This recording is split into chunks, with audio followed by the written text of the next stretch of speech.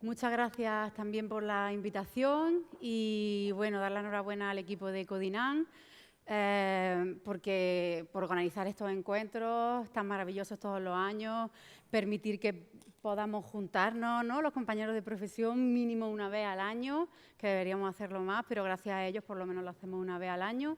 Y como estaba comentando Rafael Moreno antes, el moderador de la mañana, ha comentado que este colegio se caracteriza principalmente por la capacidad de integrar diferentes agentes en el ámbito de la salud, que han pasado por aquí veterinarios, médicos, enfermeros y gente de diferentes disciplinas, ¿no? Y bueno, y ejemplo de ello es que no solamente dan cabida a diferentes disciplinas, sino también a diferentes temáticas.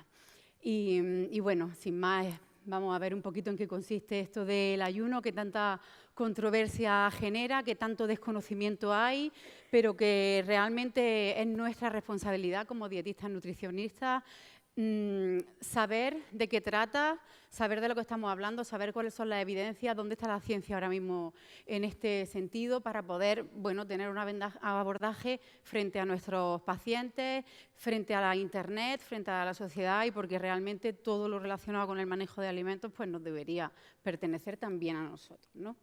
Y bueno, ¿de dónde viene esto del ayuno? ¿Es una moda actual o no? Realmente el ayuno yo pongo aquí que es historia y es naturaleza porque, bueno, realmente esto de tener alimentación disponible las 24 horas del día es una cosa bastante actual, ¿no? En concreto, son 3 las generaciones que el ser humano lleva teniendo acceso a alimentación particularmente procesada a toda hora, durante todas las horas del día. Solamente 3 las generaciones que el ser humano ha tenido alimentación procesada. En cambio, 100.000 generaciones el ser humano ha sido cazador-recolector y realmente comía lo que podía y cuando podía.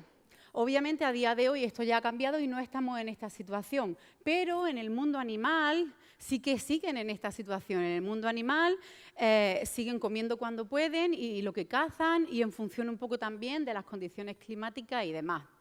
Pongo aquí a los pingüinos porque son los que más se han estudiado, porque ellos son los que tienen unos inviernos más duros y un periodo de hibernación más largo y por tanto tienen periodos de ayuno más largos y entonces se ha podido estudiar gracias a ellos cuál es la fisiología del ayuno, cómo esto es posible en los animales y nos ha permitido entender todo lo que entendemos a día de hoy sobre el ayuno.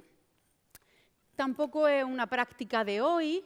Desde luego no es una cosa de ayuno intermitente como vemos en las redes nada más, o de dieta detox, o nada que se le parezca, ¿no? No tiene nada que ver. De hecho, nuestro padre de la medicina, que seguramente todo el mundo aquí haya utilizado en algún momento la célebre frase que tu medicina sea tu alimento, eso. Seguro que todos lo hemos utilizado, pero también tuvo muchas otras frases. A mí de las que más me gustan es que los alimentos en la convalescencia fortalecen y en la enfermedad debilitan. Esto es de gran trascendencia. Y realmente esto seguramente lo dijo de observar a sus enfermos, porque a quien no le ha pasado personalmente que ha estado muy malito con fiebre o mal y no le apetece comer, ¿no? Los animales y los seres humanos, cuando realmente estamos muy enfermos, no tenemos hambre y esto es, el cuerpo no hace nada por casualidad, no hace nada porque sí, sin sentido, ¿no? Todo lo que hace tiene un mecanismo y tiene una explicación. Y cuando realmente en este momento no tenemos hambre es porque necesitamos que toda nuestra energía vaya a la recuperación en ese momento de la enfermedad que tengamos. Luego ya, cuando ya estamos fuera de peligro, cuando ya ha pasado la enfermedad y estamos en el momento de recuperación, entonces es muy importante el manejo nutricional, un aporte adecuado de nutrientes, etcétera, etcétera. No eran solamente los médicos los que utilizaban el ayuno, sino que también filósofos como Pitágoras, que es uno de los más destacados, obligaba a ayunar a sus discípulos alrededor de 40 días antes de transmitirles enseñanzas, porque sabían que esto les permitía, pues, digamos, les permitía acceder mejor a estos conocimientos y digamos que sí que tiene un efecto sobre la lucidez o sobre la claridad mental que luego veremos, ¿no? Y sin ningún tipo de estudio científico en aquellos entonces ya lo sabían. No puedo dejar de nombrar a este médico, Otto Buchinger. No sé si alguno de aquí de Málaga, estando en Málaga, conocéis la clínica Buchinger o Buchinger, que se le dice aquí a lo español, que está en Marbella. Pues bueno, la historia es la clínica en España es un referente nacional en el ámbito de los ayunos bajo supervisión médica. Su fundador era un fisiólogo, un médico alemán que tuvo una artritis muy fuerte, una artritis reumatoide muy fuerte, que no encontraban cura o alivio alguno para él. Y él, en su lucha incansante por aliviar un poco su enfermedad, dio con el ayuno.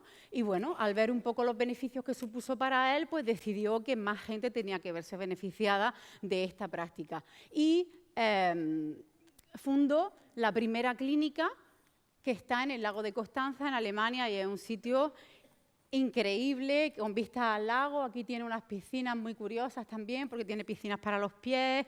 Todo eso lo utilizan mucho allí en Alemania, ¿no? Las famosas clínicas Kneipp. Seguro que os suena por las infusiones, pero realmente son, también era otro médico, y son clínicas que utilizan tratamientos con aguas calientes, aguas frías, contrastes y demás. Pues bueno, años después, buscando un sitio con un clima un poco más idóneo que el de Alemania, dieron con Marbella y fundaron la clínica de Marbella, donde ahora ya va por la 4ª generación. En estas clínicas se desarrolló también una idea que no era solamente el ayuno para gente enferma, sino el ayuno para gente sana, para mantener su salud, también para pérdida de peso, para toma de decisiones.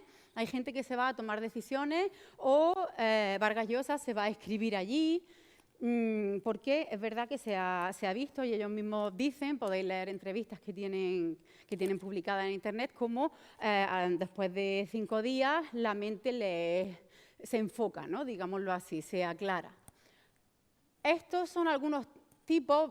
He intentado poner aquí los tipos principales, porque ahora cada vez tenemos un espectro mayor de nombres, cada vez surgen más nombres y más variantes y más tipos. Luego vamos a ver, según el día en lo que consiste, vamos a ir uno por uno, ¿vale? Vamos a ver todos estos tipos, pero he querido poner así un resumen al principio para que veamos que ahora mismo hay muchas variantes. El único del que no voy a hablar es el ayuno en acordeón, que inicialmente se desarrolló pensando en la fertilidad. Hay un par de estudios publicados y demás prometedores, pero no se ha seguido mucho investigando en él. Aplicaciones del ayuno y sus modalidades en salud. He puesto solo las que están basadas en evidencia científica, solo aquellas en las que se han realizado estudios científicos, por orden de seguridad, digámoslo así. Las que os pongo en verde son aquellas en las que se puede realizar sin ningún tipo de problema.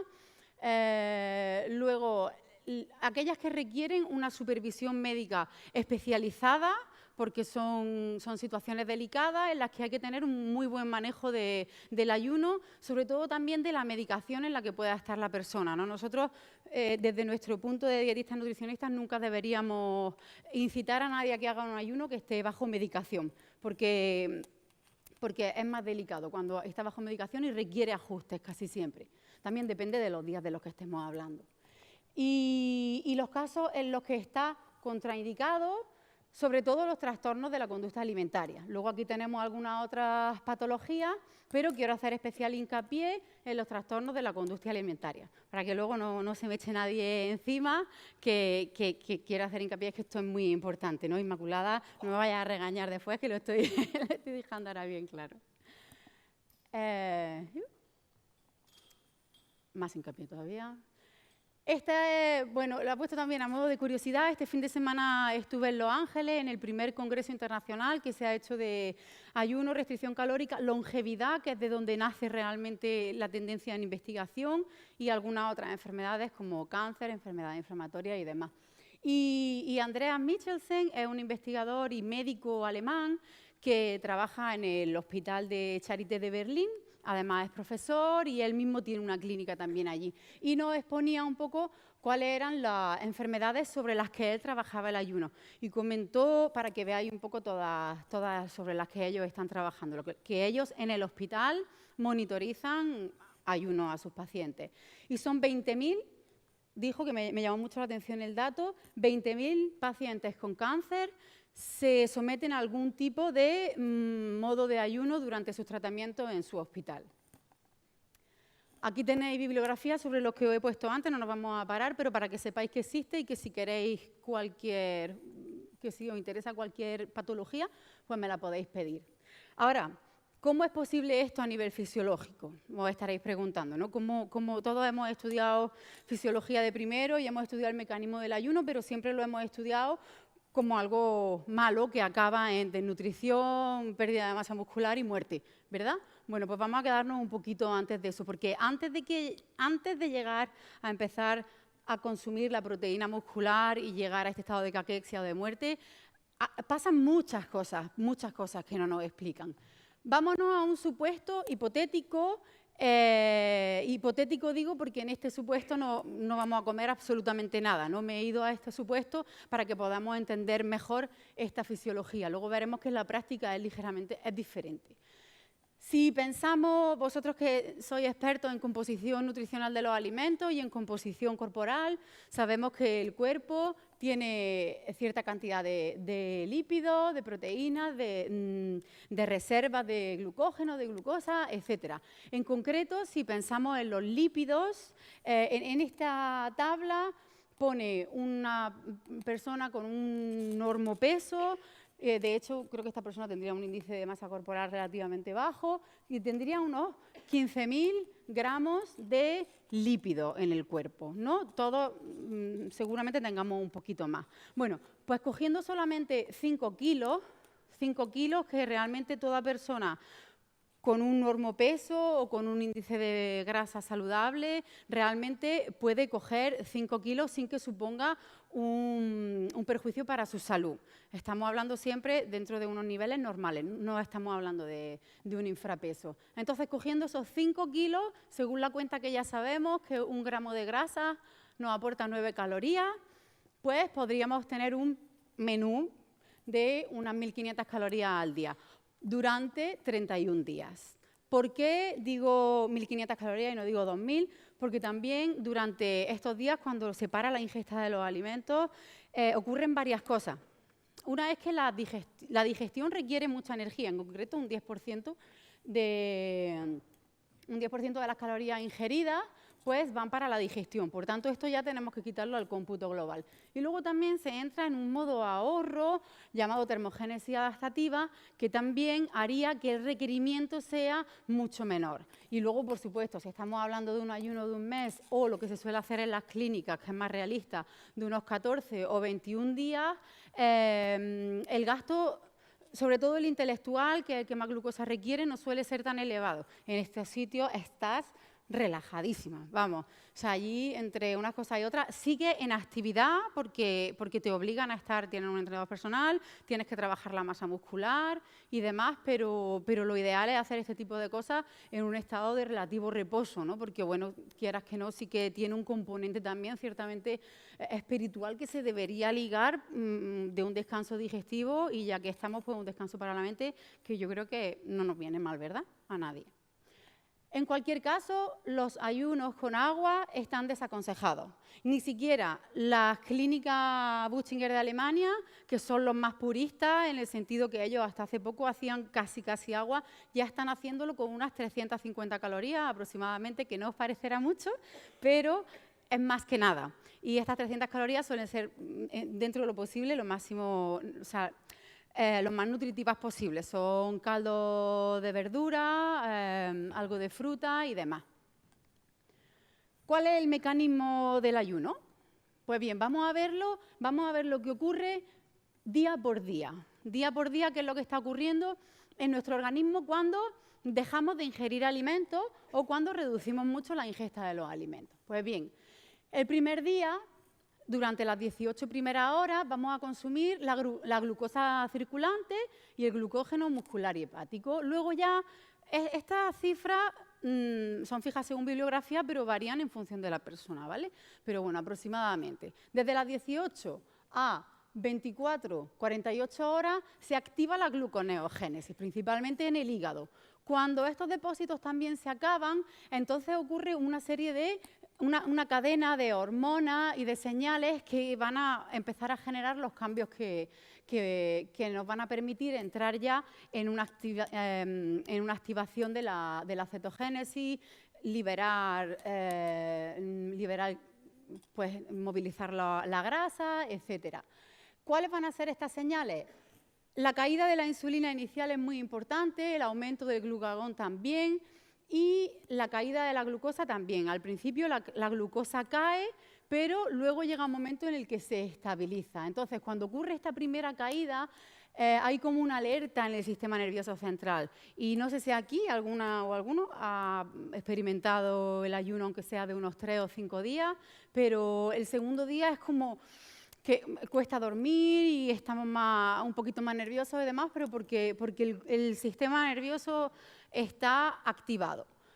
¿Qué ocurre cuando el cuerpo ha entendido que ya no van a entrar más alimentos y que tienen que empezar a movilizar las reservas? Pues entonces, bueno, antes de que ocurra esto, también deciros que la sensación de hambre a partir de este momento disminuye, porque sabéis que el hambre es un reflejo de la digestión.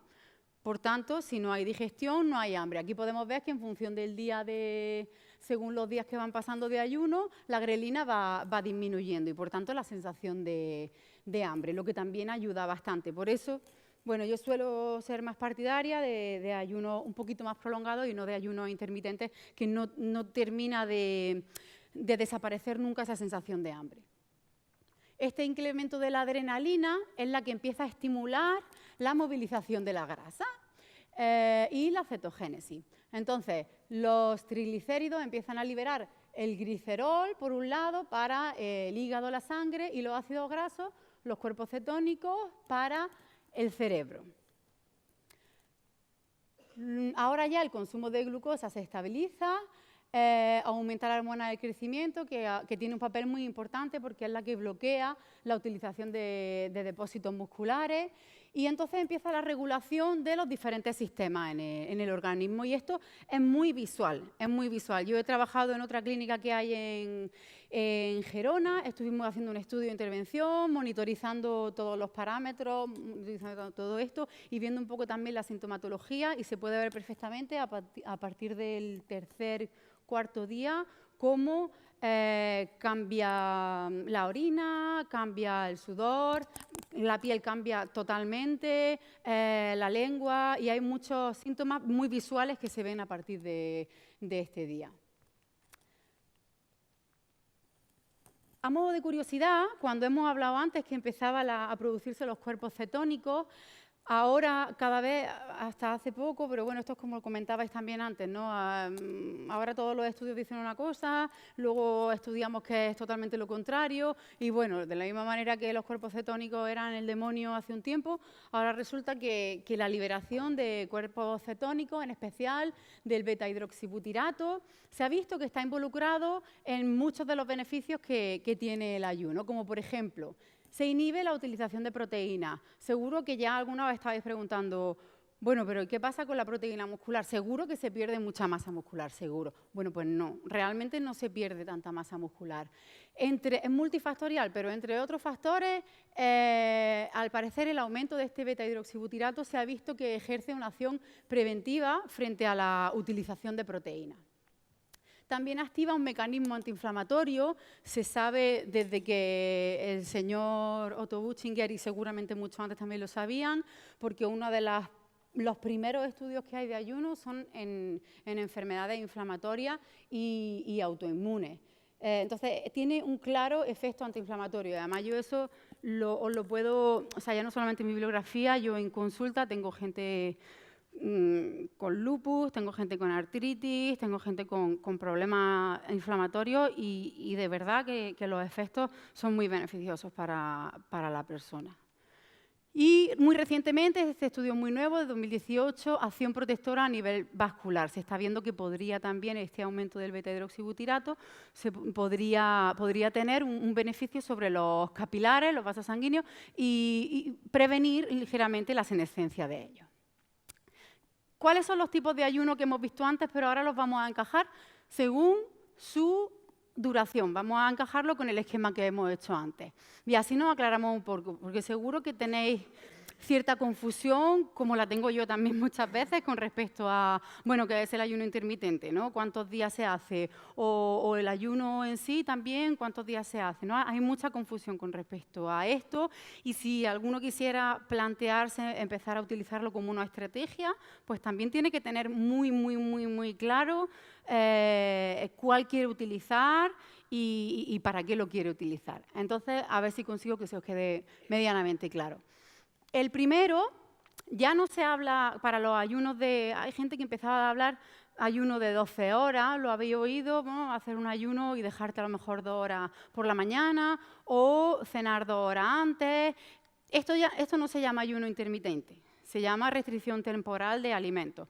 No lo he escuchado mucho en español, en inglés Time Restricted Feeding, que es como el término oficial y es como lo vais a encontrar en las publicaciones científicas que hay.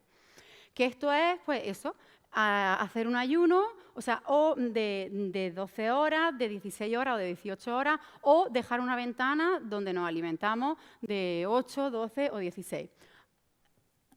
Ahora vemos en qué consiste esto, cuál puede ser el beneficio de esto, que además está un poquito en contraposición, ¿no?, con todas las recomendaciones que solemos ver de la importancia de, bueno, de hacer un desayuno. Esto a lo mejor podría, una restricción temporal de alimentos que empiece a las 12 de la mañana, podría ser perjudicial, según nos ha contado Luis antes, a lo mejor, o irnos a la cama sin cenar, etcétera, ¿no? ¿Cuál es el fundamento de todo esto? ¿Por qué? ¿En qué está basado? Pues es muy importante que entendamos que está basado en los ritmos circadianos. Los ritmos circadianos son los relojes biológicos que tenemos en el organismo y tenemos varios según los diferentes órganos. Sabemos, conocemos que cuando se alteran estos ritmos circadianos, se altera el organismo dando lugar a diferentes patologías. Aquí tenemos algunas, ¿no? Pues depresión, falta de sueño, problemas metabólicos, cardiovasculares, obesidad, etcétera. Eso sí se ha visto que una regulación, a través de una regulación de los ritmos circadianos, podíamos regular de alguna manera esta patología. Y entonces, por eso, este señor, que es el creador un poquito de todo esto, porque ya sabemos que hay mucha gente hablando de muchas cosas, pero es importante tener siempre la referencia de quién es la persona que lo investiga de manera más científica o más precisa o más simplemente también. Y bueno, Satchipanda sí que vio que cuando o sea, habla él de la importancia que tiene comer a la hora en la que tenemos los relojes biológicos funcionando de manera adecuada y que si comemos de manera inadecuada, estos relojes pueden alterarse, mandar señales contradictorias y entonces generar cierta problemática. Un ejemplo puede ser, por ejemplo, comer por la noche, ¿no? Según los ritmos circadianos, si a la caída del sol se eleva la melatonina, que es la que nos predispone a dormir, se disminuye la serotonina, ¿no? Pues el cuerpo entiende que es la hora de dormir. Entonces, si a la hora de dormir de repente comemos, esto puede ser a lo mejor una alteración en el ritmo circadiano, ¿no? Y tal vez sea por eso, antes cuando han puesto una diapositiva que estaba muy bien, que veían como en todos los países a la hora que se cenaba. Realmente, si os fijabais, en casi todos coincidía que se cenaba a la hora del atardecer o del anochecer un poquito después, no como nosotros, que nos da igual, ¿no? Que cenamos muy tarde realmente, pero somos los únicos. Realmente en casi todos los países se cena un poquito después de que haya anochecido, pero porque biológicamente estamos predispuestos para eso. Cuando sale el sol es cuando ya nos activamos y tenemos más capacidad metabólica también para metabolizar la glucosa, que se active el correcto funcionamiento de todos estos circuitos, ¿no? Aquí hay un par de estudios interesantes al respecto de cómo todo esto se engrana y se une también, mirad, con la flora. Ahora veremos un estudio más relacionado con la flora, pero también al parecer tiene un reloj biológico y por tanto se puede favorecer su su alteración o su restablecimiento a través de ayuno intermitente de este tipo.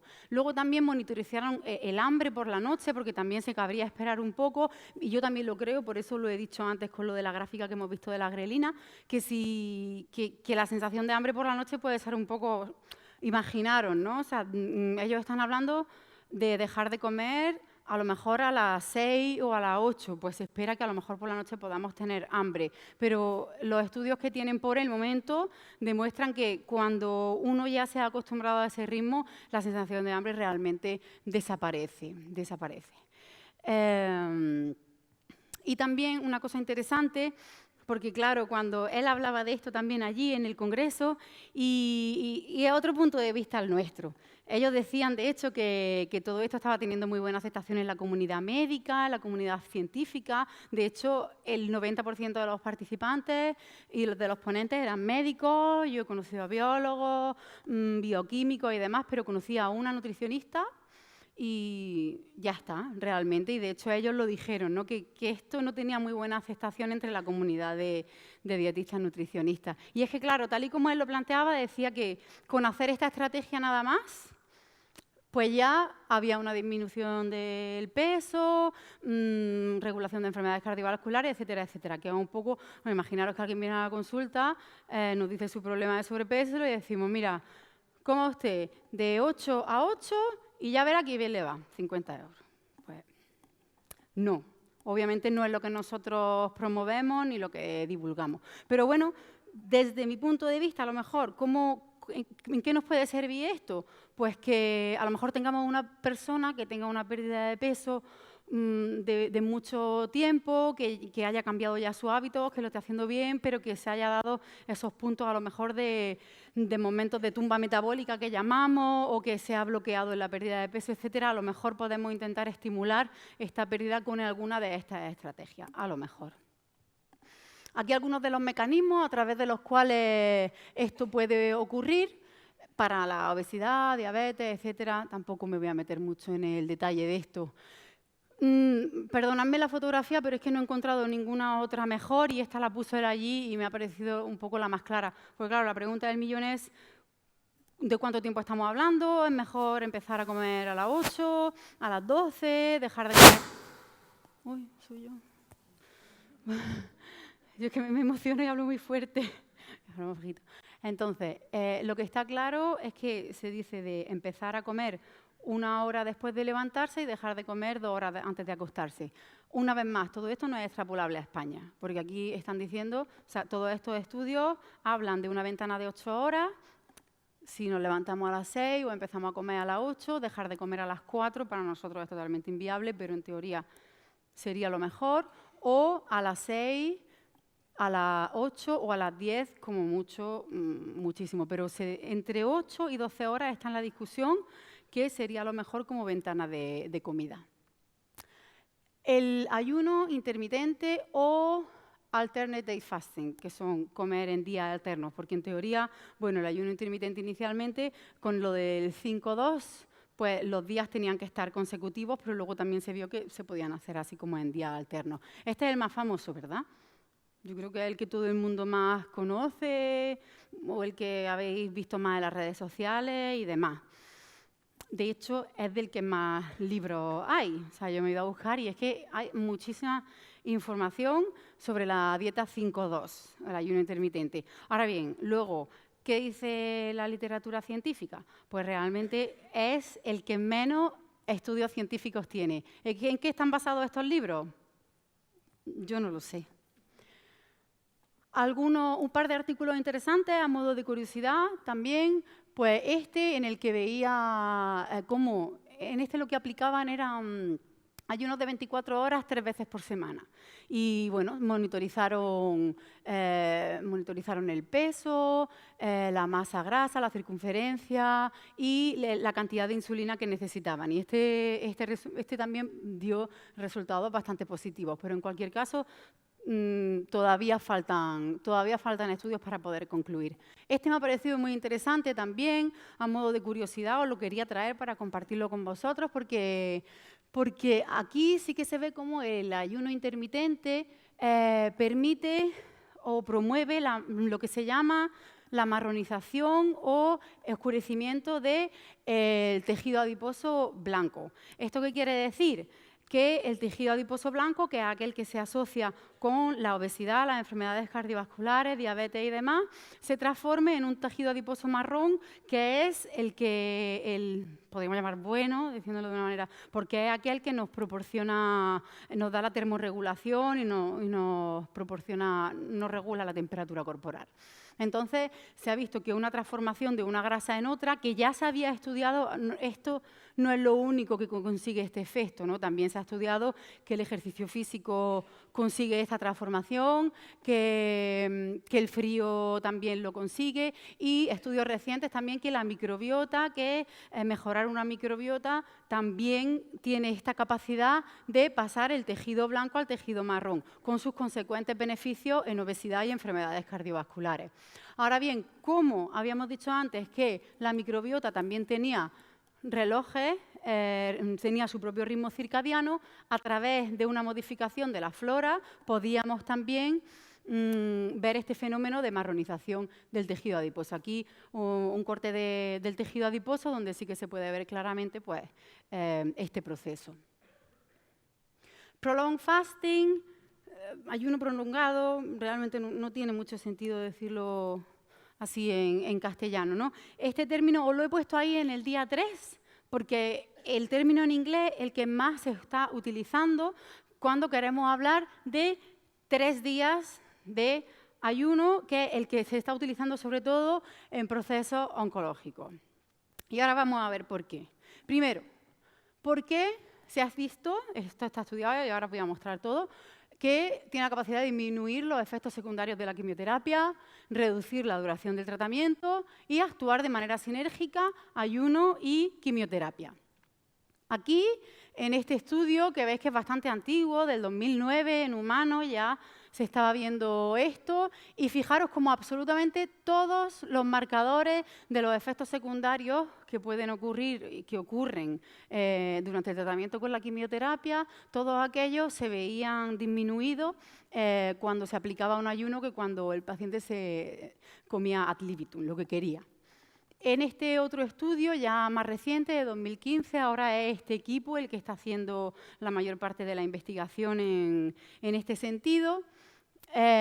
Fijaros, no sé si lo podéis apreciar bien, pero en esta gráfica estos son los tamaños de los tumores, el peso, el volumen, cómo monitorizan el control con los tratamientos para terapia oncológica y el ayuno de manera individualizada, como cuando se aplican los tratamientos de manera conjunta, el tamaño del tumor se reduce considerablemente. Fijaros, aquí también, esta es la terapia conjunta, y aquí también.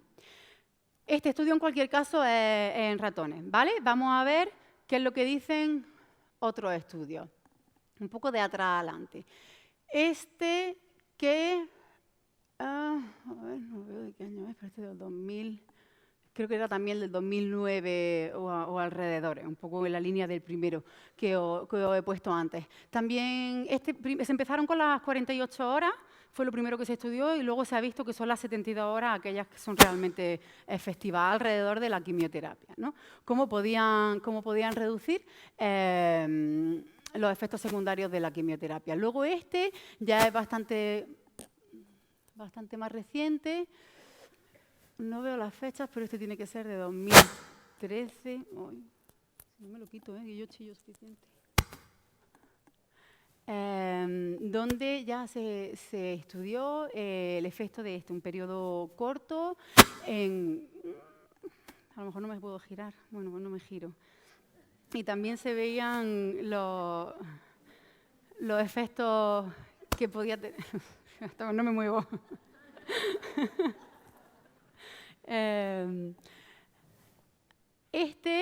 Que ya se estudió concretamente sobre la quimioterapia de platino, que es una quimioterapia que ha dado muchos problemas por su toxicidad.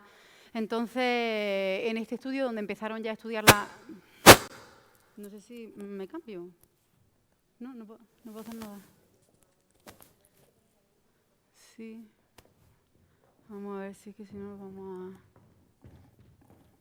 a ver, bueno, yo sigo mientras. Y en este estudio ya con 72 horas sí que se vio que reducía considerablemente la toxicidad que daba este tipo de terapia. Este es el último estudio que ha llevado a cabo el equipo de Andreas Michelsen, que es el que os he puesto anteriormente, que es donde están haciendo también estudios importantes. Y bueno, pues también lo han visto sobre mujeres en cáncer de mama y aquí sobre todo han evaluado la sensación de bienestar, cómo se han encontrado percepciones más subjetivas de bienestar con respecto a la quimioterapia. ¿Cuánto tengo? Poquito, venga, ya estamos terminando. ¿Cómo es posible esto también? ¿Cómo es posible esto a nivel celular? La célula cancerígena es una célula que solamente sabe comer y reproducirse. Entonces, esta célula no tiene el mecanismo que hemos estudiado antes que tiene la célula sana de alimentarse de las reservas, de entrar en un modo ahorro, no lo tiene. Por tanto, sin combustible se debilita muchísimo y además necesita mucho más combustible que una célula sana. De hecho, necesita 16 veces más glucosa para obtener la misma energía. Mirad, para obtener los 32 moles de ATP que nos da una molécula de glucosa, 180 gramos de glucosa, pues con esto solamente obtendríamos 2, y en cambio necesitaríamos 2.880 gramos de glucosa para obtener esos 32 moles de ATP. Imaginaros eso, la producción de ácido láctico que supone, que es lo que da la fatiga generalizada que solemos ver en el paciente oncológico. Rápidamente, la entrada y la salida del ayuno es muy importante. Aquí yo, por mi cuenta, he distinguido entre el médico. En un ayuno más prolongado tal vez deba ser supervisado por un médico, pero un ayuno de unos 5 días puede ser perfectamente supervisado por un dietista nutricionista. Pero es muy importante, por supuesto, la composición del ayuno, la entrada y la salida. Generalmente por 3 días de ayuno, un día de salida, con una composición también determinada. Y ya por último, restricción calórica y esto de Fasting Mimicking Diet, que ahora veremos lo que es. De la restricción calórica, rápidamente, deciros que se ha considerado una de las terapias del manejo nutricional más importante para el abordaje de la obesidad y del cáncer. ¿Por qué del cáncer? Según vemos aquí, interactúa con mecanismos de factores de crecimiento. No voy a entrar porque no me va a dar tiempo, el que esté más interesado pues se lo cuento todo. Pero básicamente interviene en estos procesos. Estudios han evaluado también, frente al cáncer, qué es más efectivo, una restricción calórica, una dieta cetogénica o un ayuno intermitente. Bien, pues claramente una restricción calórica temporal más que crónica se ha visto que es la herramienta más eficaz con respecto a estas tres. Con respecto a la dieta cetogénica no hay evidencia, hay efectos, o sea, podríamos decir que hay algunos estudios positivos, pero nada concluyente. Y con respecto a ayuno intermitente, nada en absoluto. Por último, Fasting Mimicking Diet. ¿Esto qué es? Este frasabro, vocablo más vocablo, no sé si se dice así, pero básicamente esto es una frase que se ha inventado este señor, Walter Longo, que es el pionero. Él es director del Instituto de Longevidad de Los Ángeles, también es catedrático en la Universidad de Southern California y lleva una trayectoria de 20 años estudiando en longevidad y ayuno y cómo a través de los ayunos puedes reducir aquellas enfermedades derivadas de la longevidad, como son el cáncer, el Alzheimer, el Parkinson, etc. Y bueno, como él consideraba que ayunar no es fácil y puede ser incluso peligroso y comprometer la salud, por supuesto se tuvo que enfrentar con los de la Butchinger, que no opinaban lo mismo porque si no se les acababa el negocio, ¿no? De que fuera allí la gente a ayunar. Entonces él creó este tipo de dietas para que pudiéramos ayunar de una manera segura. Pero esto es muy americano, seguramente esta sea la parte que a los dietistas nutricionistas no nos guste nada, ¿no? Porque en cualquier caso un producto de este estilo nosotros nunca lo recomendaríamos. Entonces, pues bueno, pero lo que sí que podemos coger de aquí es toda su investigación que tiene 20 años de investigación y la composición de este producto para nosotros crear dietas basadas en esto que a lo mejor puedan ayudar a todo lo anterior que hemos visto. Nosotros en nuestro departamento estamos haciendo ya estudios en este sentido. Yo trabajo en el sector hortofrutícola, sector productor de frutas y verduras, que todos ya sabemos que por supuesto son la base de nuestra alimentación, de nuestra pirámide, si es que hubiera una pirámide, etcétera, etcétera. pero también estamos dando un pasito más y estamos haciendo estudios pues, bueno, para evaluar cómo restricciones de alimentos basadas en frutas y verduras pudieran afectar a diferentes patologías. Ya hemos hecho un estudio en ayuno que se nos ha publicado, lo hemos hecho en Madrid, en la Clínica Cinusa, junto con la Complutense, y con resultados bastante positivos, tal vez no todo lo que habríamos querido, pero también es muy difícil controlar a la gente cuando está en casa. Nosotros les mandamos las cajas y les dijimos lo que teníamos que hacer, pero ahora que le hayan querido echar una patatilla al puré o tomarse 2 vasos de gazpacho en vez de 1, pues eso ya no lo hemos podido controlar. Pero por eso ya ahora los estudios que estamos diseñando son diferentes y ya vamos a controlar mucho más lo que les vamos a dar. Y ya van a ser de mayor envergadura. Y ya termino con mis conclusiones. El ayuno y sus variantes no son sustitutos de una dieta saludable, por si hay alguna duda. En ningún caso estoy diciendo que esto sea una alternativa a una dieta saludable y a todo aquello que nosotros promovemos y que yo no lo voy a decir porque estamos en sintonía, yo creo, todos con el discurso. El ayuno y sus variantes son estrategias que podemos utilizar de manera puntual junto con el manejo nutricional para llegar a más patologías de las que podemos llegar actualmente con lo que tenemos. Muy importante la personalización. Cada persona necesitará una estrategia diferente en función al objetivo que se quiera conseguir. Y hay que utilizarlo también con cautela porque algunas de estas estrategias todavía no se han visto los estudios a largo plazo de ellos y, por tanto, no sabemos las consecuencias a largo plazo de alguna de ellas. Y sin más, espero no haberme extendido mucho. Gracias.